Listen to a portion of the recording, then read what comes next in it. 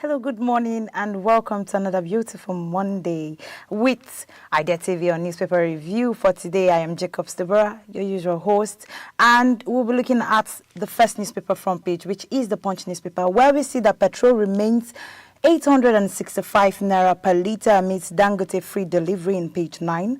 Moving to the next headline, we see that FX inflow push naira to 1,465 per dollar in page 23, and in page 9 we also still see that Nigeria's trade with African countries surged by 610 billion naira.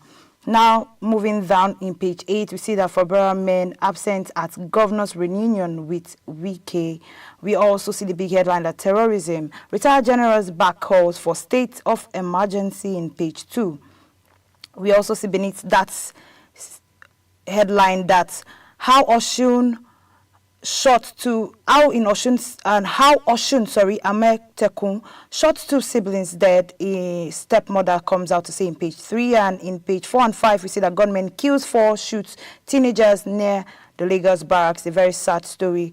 Condolences to the lost souls, families. We also see in page 7 that NMA conducts court order checks on Kanu and submits reports in page 7. Now, moving to the big headline, we see that retired generals, former Chief of Defense Staff General Lucky Iragbo has called for a declaration of state of emergency for tackling Boko Haram insurgencies and worsening insecurity in Nigeria. In his new book, Scars, Nigeria's Journey and the Boko Haram's Compendrum, Iragbo argues that only strong political will and coordinated national efforts can end this particular war. Now, he also had several retired military officers and Northern Elders Forum that backed this particular call, saying it will bring coherence and urgency to security operations. However, others like retired General Dayo Olukonju insist that emergency measures must be supported by addressing the root causes such as poverty, freedom, and identity crisis, fueling the extremism of this particular security issue in Nigeria. Also, the African Democratic Congress, ADC, also accused President Bola Ahmed Tinubu administration of insensitiveness in raising violence and mass adoption, while ruling APC as and criticizing them, saying that the government is making a progress with recent arrests on high-profile criminals. Meanwhile, Borno State Governor Baba Gana has said that the renewed plea for this increased military presence is the major aim for a broader community perseverance, and Boko Haram attack forced thousands to flee into Cameroon. Now, we of recent heard that in Borno State, some of the inhabitants of Borno State had fled from that's the border part to Cameroon because of some issues that have been happening when it comes to security, and we all know that that particular place is the place that we say Boko Haram comes into the country. And now this has actually affected a lot of things, but from the side of this particular general, I can understand that we must actually take this to let's say consideration. We do not need the generals to come out to say this before it is taken to uppermost importance, but we should take it because, of course, we've been having so many issues with gunmen killings on our farmers, on just normal passerbys and every other persons in all citizens of Nigeria, which can be an issue. If not tackled, can actually escalate to other things like poverty, joblessness, and every other situation arising, according to the former governor, like he said in that particular statement in that newspaper front page. But we will not dwell on it for too long. We'll be moving to our next newspaper front page.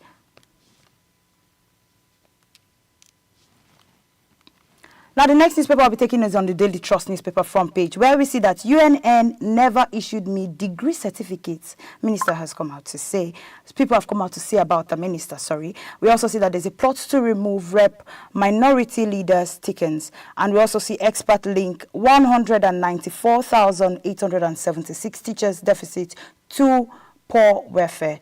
And beneath it, we see committee propose 13 new Emirates in Bauchi State, and also 751 local governments lagging behind in fiscal transparency. And gunmen kills 2 wedding guests at FCT Abuja. And we also see that there's a political carnival at Nawata's mother's burial, and 4,778 dies of cholera in 5 years. How we lost them within hours, families have come out to say, and these cases are raising with the numbers increasing yearly. Expert has come out to say in that particular front page of that newspaper.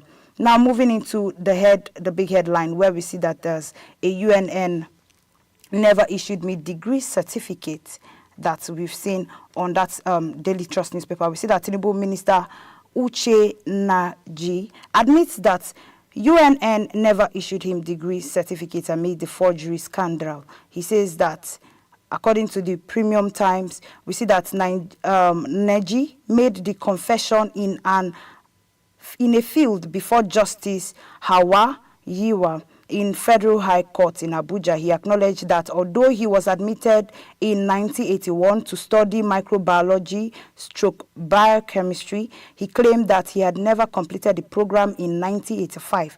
He never collected the certificate from the university. This followed a fresh disclosure of the UNN and the National Youth Service Corps, both of which officially disowned the certificate being being paraded by the minister, confirming that there is no recorded graduation of this particular minister, both from the school and NYSC participation.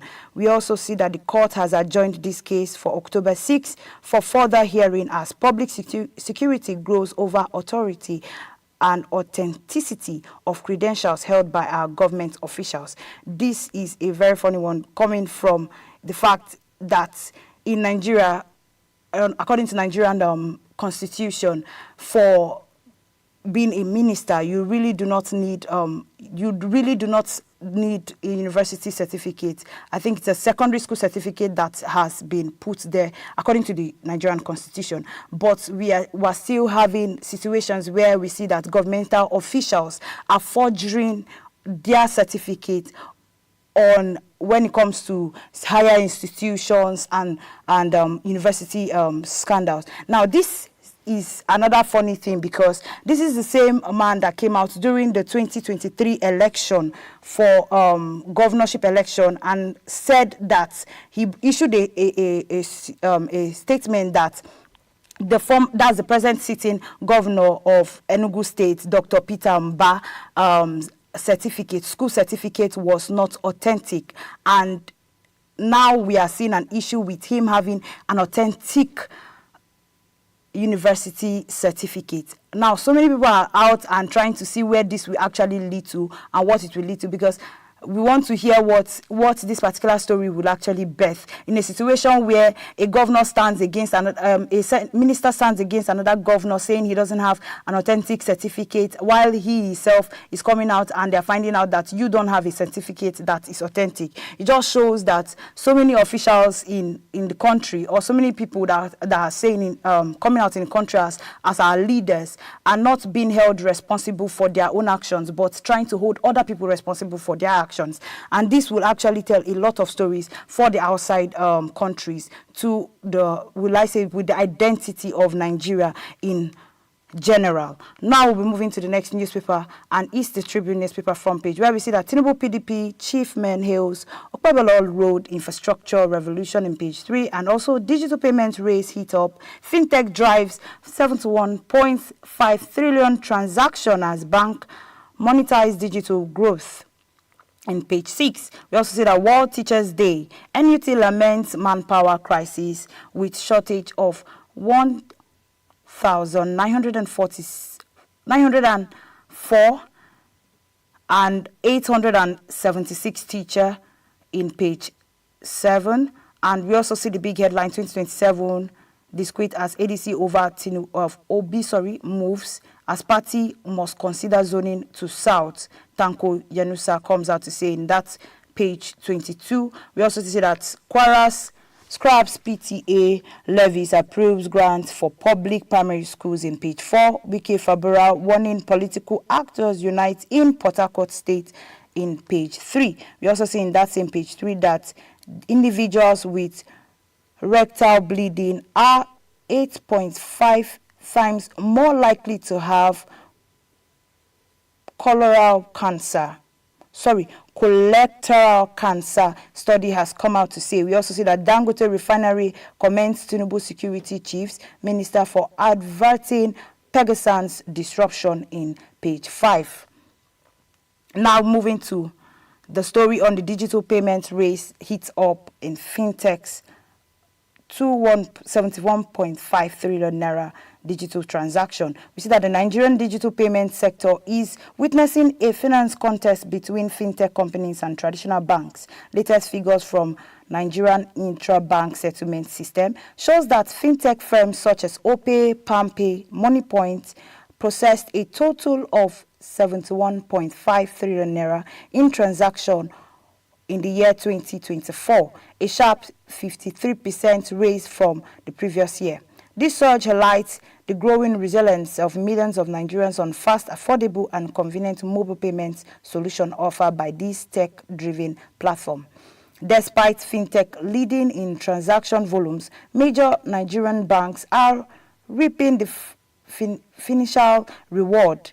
8 top banks earned nearly 1 trillion naira in fees and commissions in the first half of 2025, almost 40% higher than the same period last year. Access Bank, UBA Bank, Zenith Bank, amongst other top earners, shows that traditional banks have successfully earned digital activities in strong revenue through mobile banking and card services, as well as online transfer.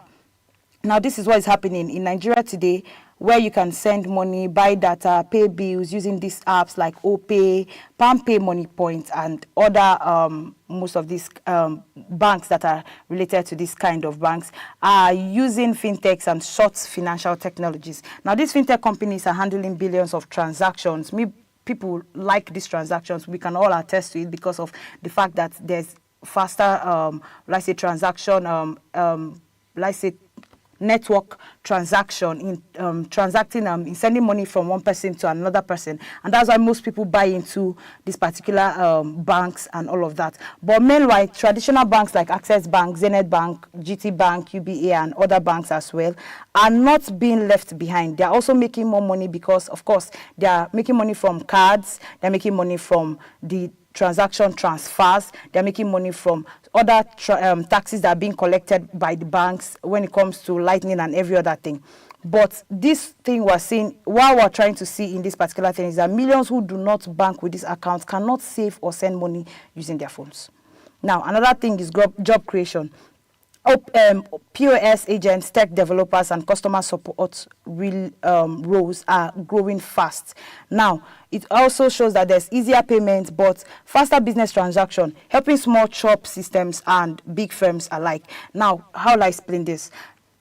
POS are buying into banks like MoneyPoint more than they are buying into banks like Access Bank and every other bank. But even with the rise of the market value, we are still seeing that banks like Access Bank and GT Bank are growing more revenue than MoneyPoint, even with the fact that every transaction and the market value is higher than these other banks when it comes to POS agents collecting or choosing which particular bank to bank with, or choosing what particular bank to work with when it comes to being an agent for a particular bank.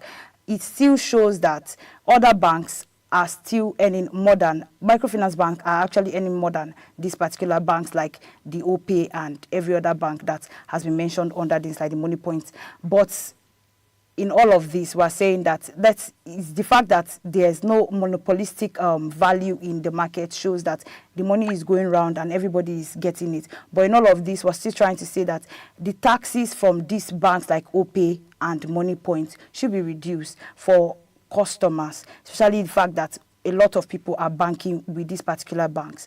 And we'll be moving into our next newspaper front page, which is the Guardian newspaper, where we see that government eyes 1 trillion naira yearly for new capital tax gain.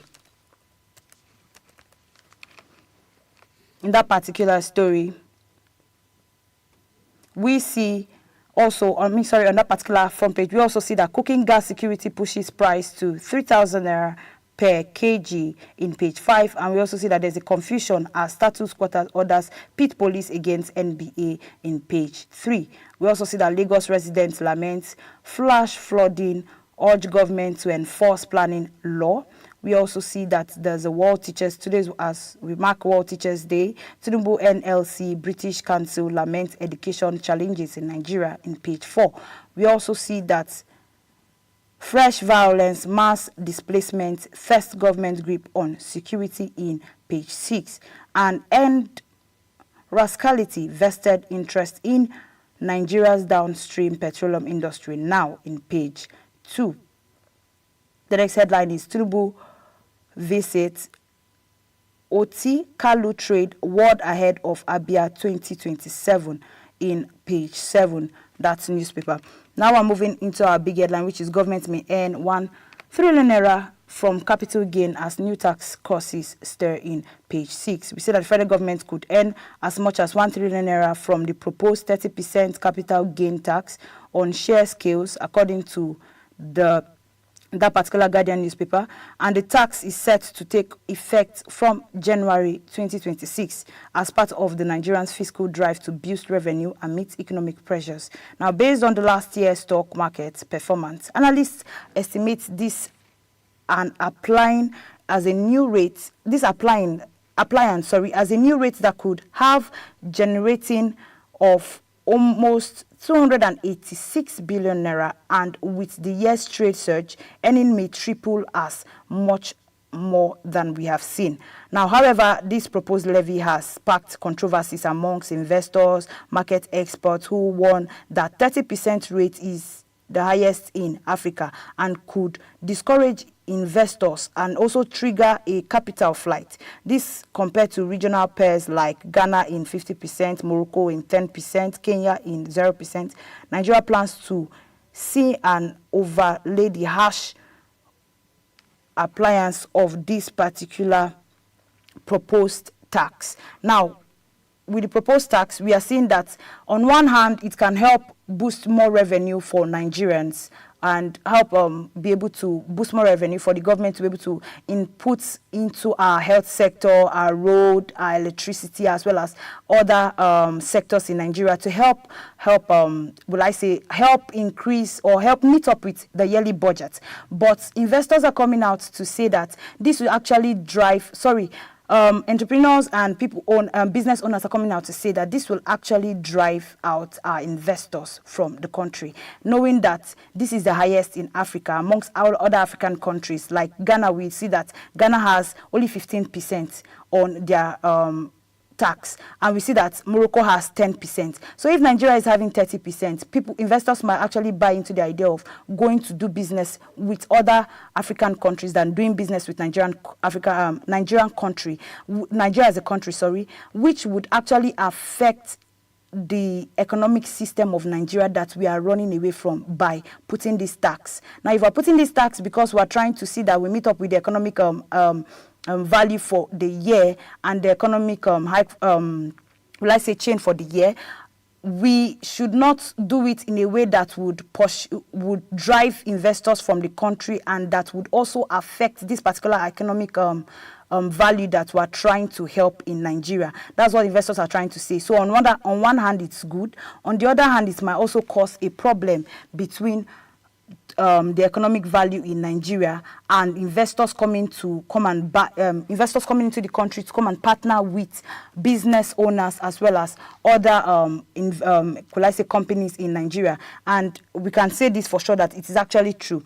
In one hand, we agree that yes, the government is trying to put that there's a fair tax system that could help the people in Nigeria, reduce poverty, and also increase the revenue that should be allocated to so many sectors in Nigeria. But still, it's going to affect business owners in Nigeria because, of course, it's going to drive so many investors out of Nigeria. So we're trying to see where this will actually lead to and what the government will actually do about it, because it's better that we bring it to a point where on both ends you can earn.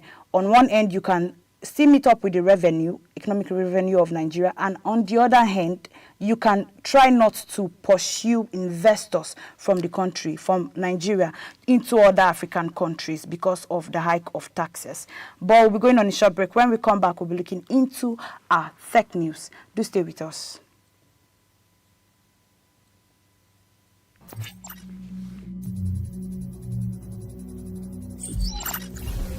Human augmentation. Human augmentation is enhancing human abilities through the television. We're looking into different newspapers, the Punch newspaper, Daily Trust newspaper, and other newspapers before we went on a short break. And now we'll be looking into our tech news. The first tech news for today is Foxconn posts record of three-quarter revenue on AI boom, but falls short of market expectation. We see that there's a Taiwanese tech giant Foxconn, the world's largest electronic manufacturer and key supplier for Apple and Nvidia. It has reported that there's a record of in its third quarter revenue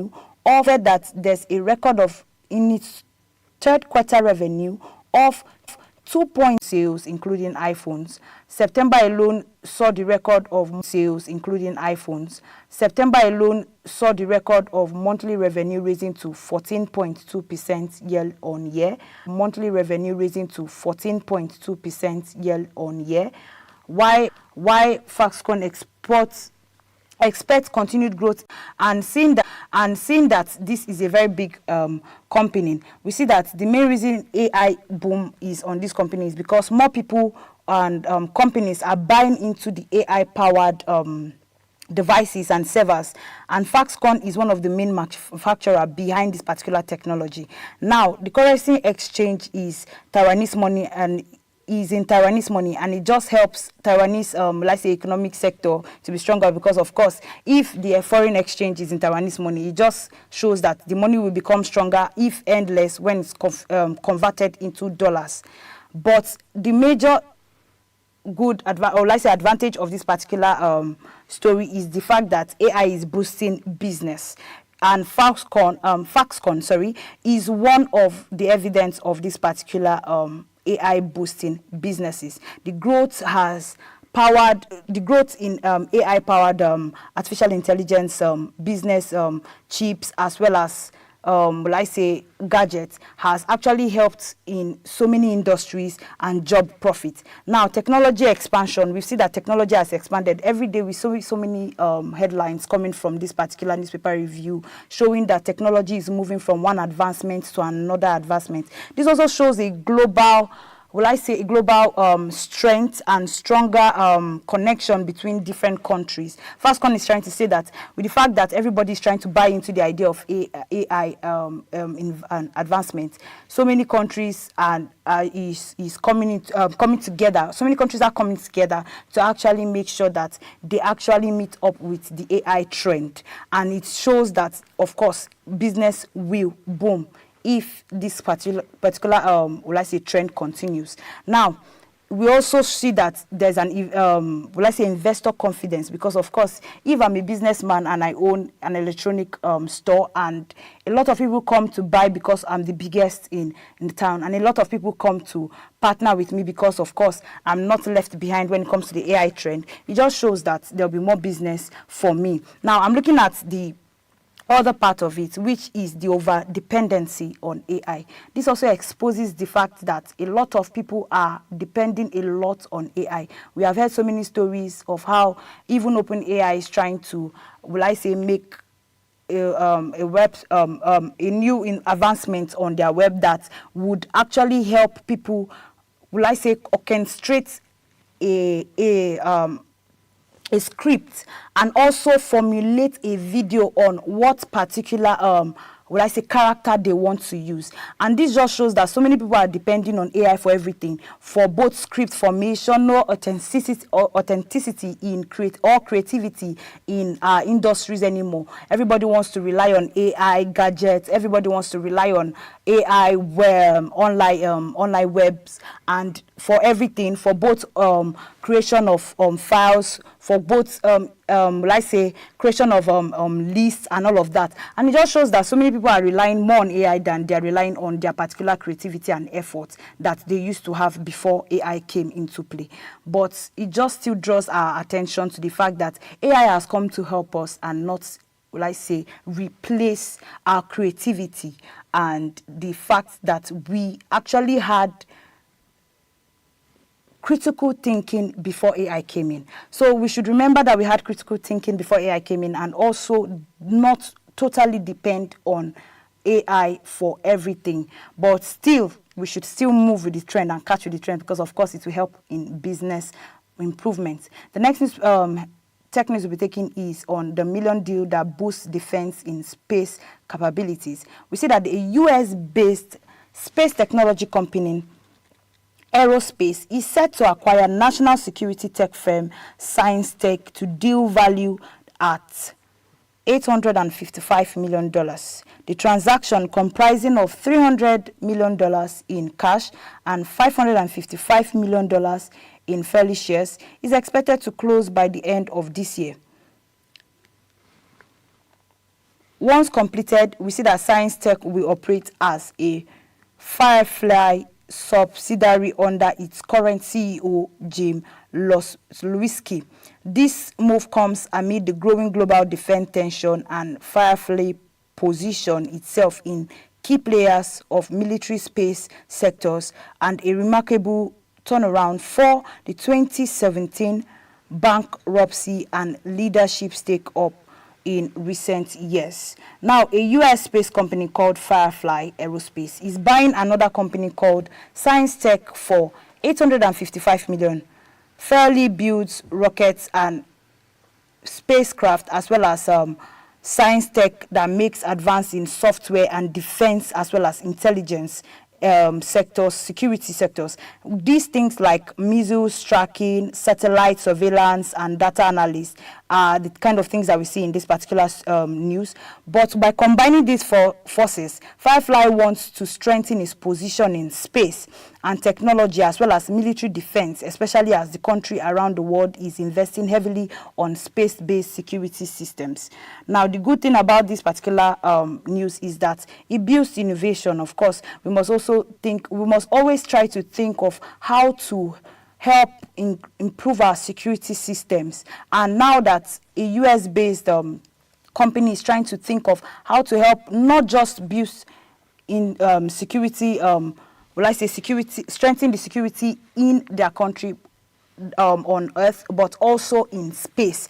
And it also helps in job creation. Of course, most contracts like projects like this will be given to space industries, and which can actually help engineers and scientists in creating more job opportunities for them. It also helps in economic growth. This deal kind of raises Firefly global standing in the world. How the world will actually look at them if they actually if they can actually successfully bring this initiative or bet this initiative into reality. This can actually expose, or put them on a global stand for other people to actually buy into this kind of idea, knowing that everybody now is buying into the idea of going to space. Now, the security in space is of utmost priority for anybody that would be buying into the idea of going into space. And if a company has come out to say, yes, beyond security on Earth, we can look into security in space, is a good thing. But the bad part of it is the security risk. How sure are we that this particular security is, 100% safe? How sure are we that it cannot be hacked? Of course, we've had so many issues when it comes to web development that we have cyber attack issues, and people being able to hack into systems. How sure are we that they won't be able to hack into this particular system that wants to be made? And another thing is market dominance. If one, let me put it in this way, it can bring or spark a monopolized dominance in the market for this particular company. It just actually helps to push that other people should buy into this kind of ideas of going into space security, instead of just allowing one company to do it. Because, of course, if one company does it, the money would increase yearly. Now, we would be moving into the last story, which is Apple removes eyes tracking app after US government pressure over safety.